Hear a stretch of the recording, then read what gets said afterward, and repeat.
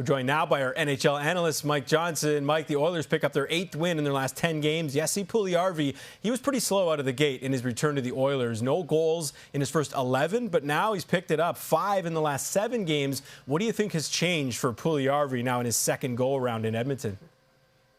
Well, I think, Glenn, it's really just maturity. And I think he went back to Europe to find himself and to find his game. And you forget how big of a transition it can be to be a European-born player in a foreign country, in a foreign culture, and you're trying to figure out life while also trying to figure out how to play in the NHL. And it was a lot, even for someone as talented as Jesse Puljujarvi.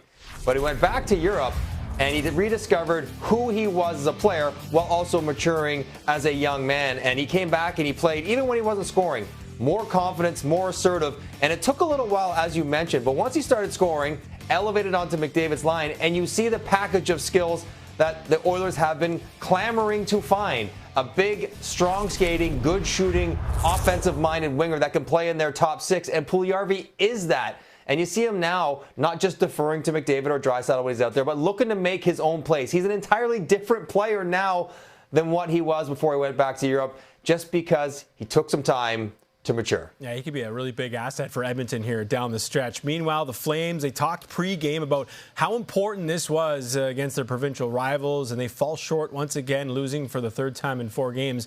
17 games in, Mike, has Calgary shown us their identity as a team? I think, this was a better effort, but I think this is kind of where Calgary is right now, in that they are a team, when they play well, and they've had some decent moments, Glenn, is that they're a cycle team, they're a possession team, they involve all 5 guys in the offensive zone, but they don't score a lot, so they have to be really tight defensively and get excellent goaltending. That's kind of their recipe. Now, it would be great if in a emotional back-to-back against their provincial rival, they could say, let's light it up and let's get physical and let's get fast.